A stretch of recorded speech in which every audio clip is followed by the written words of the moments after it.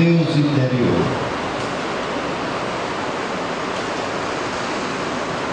Não é uma ideia nova,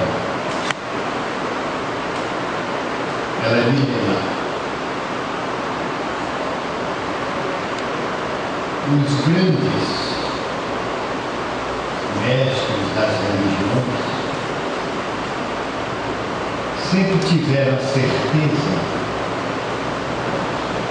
de que o homem é uma centelha divina. A centelha é o Deus interno. E via de regra fica soterrada pelo universo das imperfeições,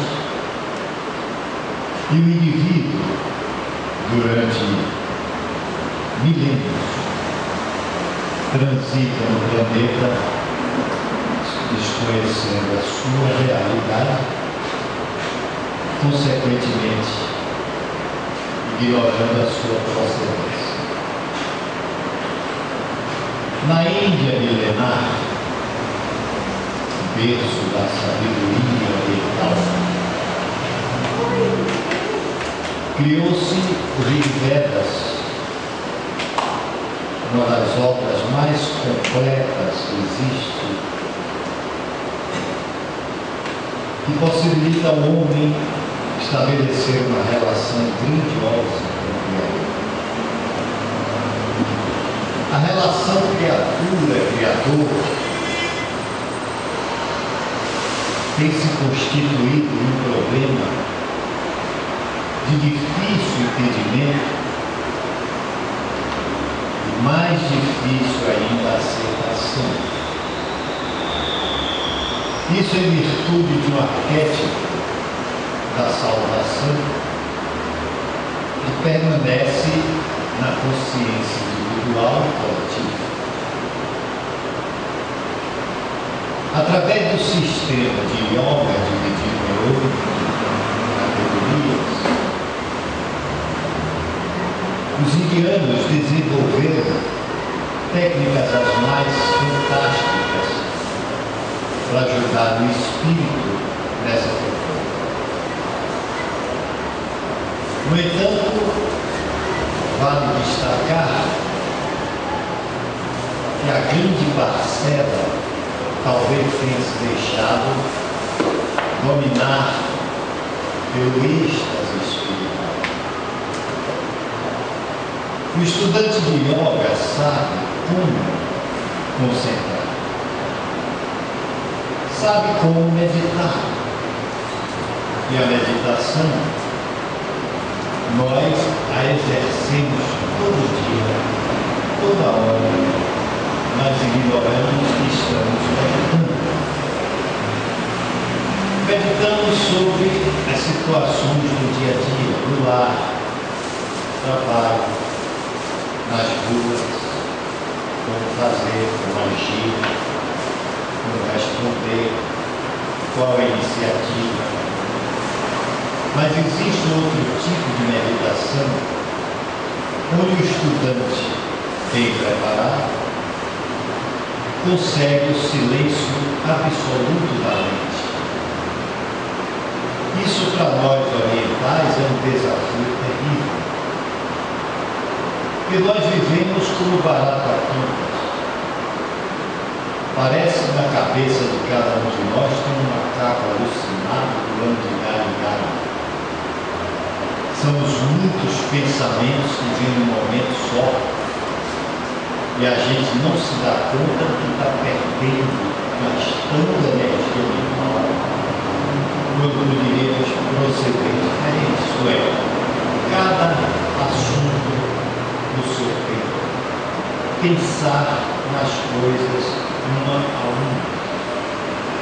Isso evitaria esse tráfego louco de pensamentos na cabeça do indivíduo. O exercício de meditação transcendental e ao silêncio da mente leva o indivíduo ao êxtase. e na ilha chamada de Samária. Esse êxtase consiste numa série de revelações, descobrimentos, que os iogues têm escrúpulo de falar. Alguns descrevem como a ida ao paraíso, outros afirmam o encontro com Deus,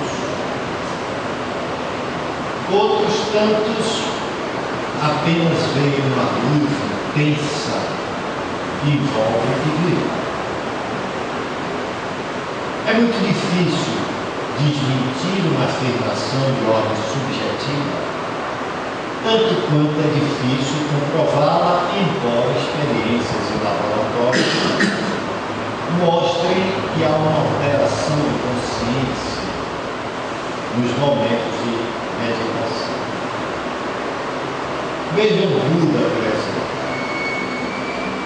Buda viveu anos preocupado em entender o problema do sofrimento. Por que as pessoas sofriam? Por que nasciam pessoas completamente incapacitadas na dependência de outros? Ou pessoas em total desequilíbrio mental? Foram 7 anos de meditação. Buda não praticou aí a meditação transcendental. Ele meditou sobre o assunto. Mas quando se medita sobre algo que pertence ao mundo espiritual, ao mundo real, o indivíduo, sem se dar conta, acessa o seu inconsciente profundo, que é o próprio eu espírito,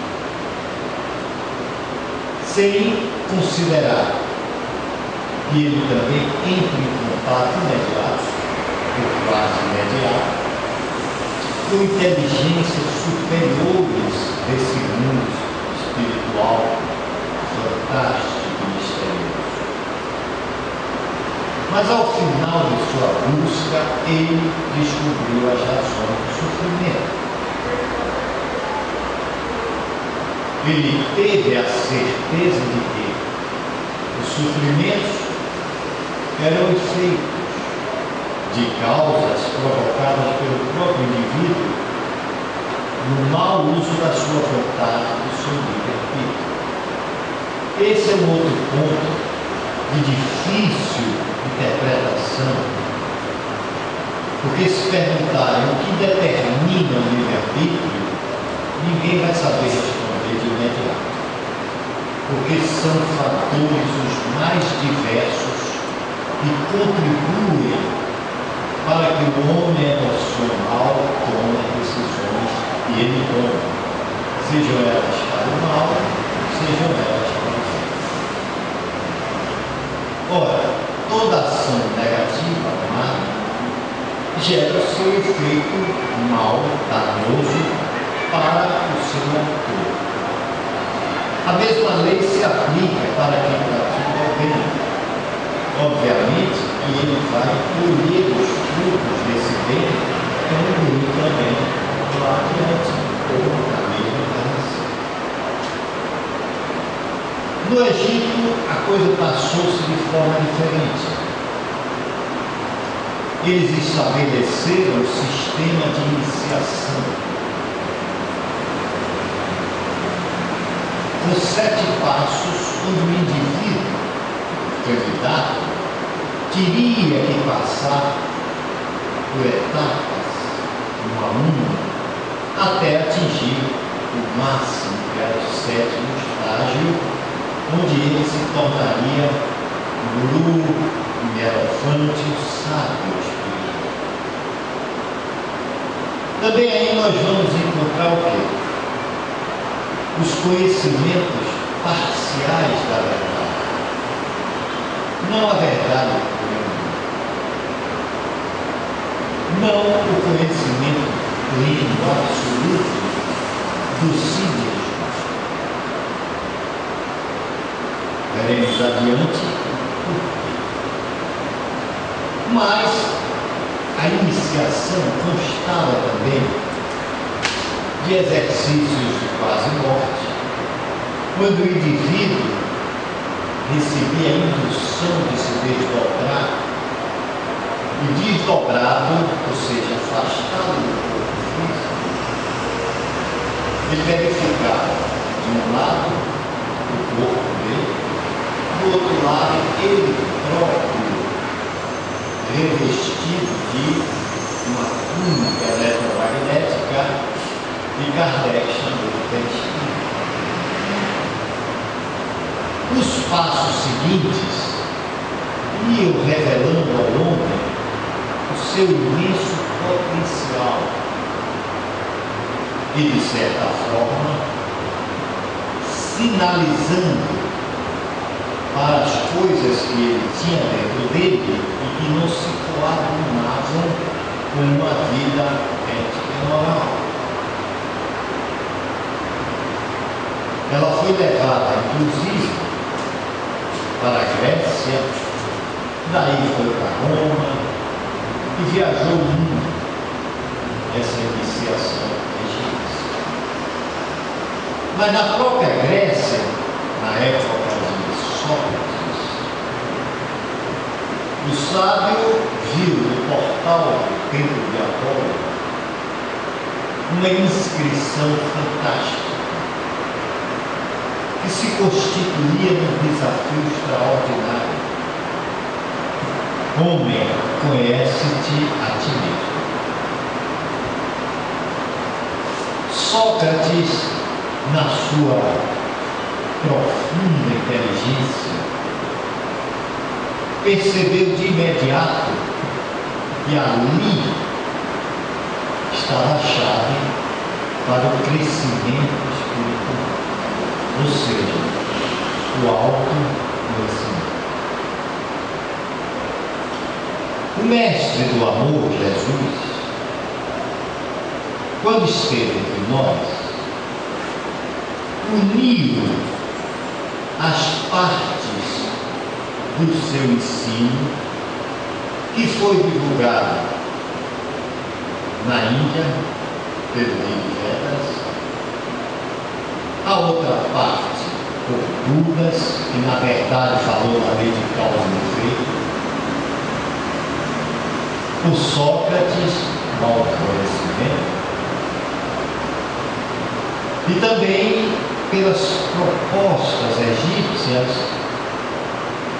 formando assim um todo que pode ser perfeitamente designado como filosofia perene, ou seja, eterna. Esses homens todos que vieram antes do Cristo estiveram entre nós amando do próprio Cristo. Eram seus trabalhadores do outro lado e que aceitaram a missão de plantar nas diversas regiões, haja vista que o budismo avançou para a China, avançou para o Japão, sofreu ajustes, alterações, mas persiste até hoje. Deu origem, inclusive, ao taoísmo. O mestre fez tudo isso no mar da Galileia. Inúmeras vezes seus discípulos dormiam ou na praia ou na casa de Pedro, e ele varava a noite, entrava pela madrugada e amanhecia em profunda meditação, onde obviamente nesses momentos ele entrava em comunhão com o Pai Supremo. Utilizou-se da oração, mostrando ao ser humano que a prece que ficou conhecida como Pai Nosso representa uma síntese admirável do que o homem pensa e sente em relação ao Pai. Ela começa reconhecendo o Pai como o absoluto. Por isso a palavra santificada. Depois ela faz uma profunda gratidão e pede não coisas materiais. Porque o pão que é pedido no Pai Nosso não é o pão que a gente bota no estômago. É o pão transubstancial ou o pão espiritual. Pão do conhecimento. O pão da graça. O pão que alimenta o espírito. Que não será dado ao homem, mas será conquistado através da prática do amor e da caridade. Quanto mais você doa, mais você recebe. Sendo o pão espiritual, traduz-se pelas energias vitais que alimentam o espírito mortal, esteja ele encarnado ou desencarnado. Há uma história belíssima, depois voltaremos ao mestre. Quando o indivíduo lenhador morava à beira de um bosque imenso. Era uma pobreza a sua vida. Ele, mulher, os filhos se alimentavam parcamente. Ele vivia de quê? Colher gravetos, juntá-los e saía para vender ali na vizinhança, para que as pessoas pudessem se aquecer na noite de frio. Às vezes trocava por alimento, outras vezes usava o dinheiro para a compra de alimentos. Um belo dia ele meditava na vida dele, uma vida sem perspectiva, uma vida de sacrifício, uma vida de pobreza, uma vida de solidão. Porque cada um dos membros da família, moído pela fome, tinha os seus próprios pensamentos. Eram sós com eles mesmos. E de repente ele ouviu uma voz: entra no bosque. O homem apanhou o machado e entrou no bosque, temeroso, olhando de um lado, do outro. E com alguns metros depois da caminhada, ele descobriu uma quantidade de móvel imensa. E ele começou a cortar aquele móvel e a vender as obras. Ficou rico. Botou uma serraria, empregou pessoas. E durante muito tempo, ele devastou aquela parte do bosque que estava cheia de madeira nobre e móvel. O móvel é uma madeira cobiçada até hoje pelos ingleses, que na sua concepção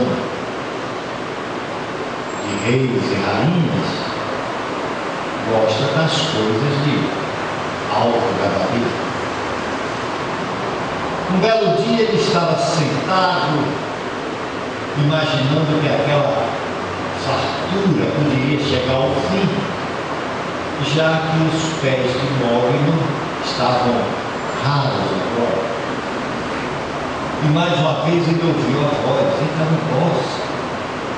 E ele foi além dos móveis e descobriu uma mina de prata. Pois foi o foco, como já tinha a fortuna sólida, imediatamente ele cuidou de explorar aquela prata contratou empregados, contratou engenheiro, comprou maquinário e, ano a ano, retirava uma quantidade fantástica de prata e vendia. Ficou muito mais rico, mas algo dentro dele não o satisfazia. É um vazio existencial que ele não sabia explicar a si mesmo o porquê, já que hoje, naquela época, ele estava milionário, reconhecido, frequentando a alta sociedade, vestindo roupas de gabarito, mulher e filhos também. Os anos passaram naturalmente e ele não se deu conta. De repente ele percebeu numa bela tarde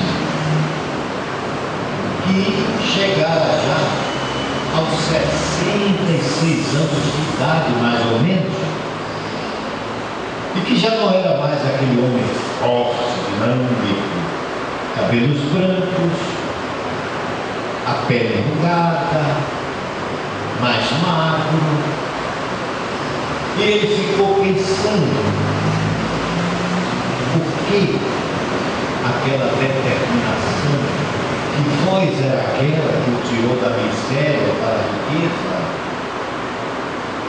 E nesse pensamento, mais uma vez ele ouviu a voz: entra no bosque. Mas dessa vez ele teve um insight.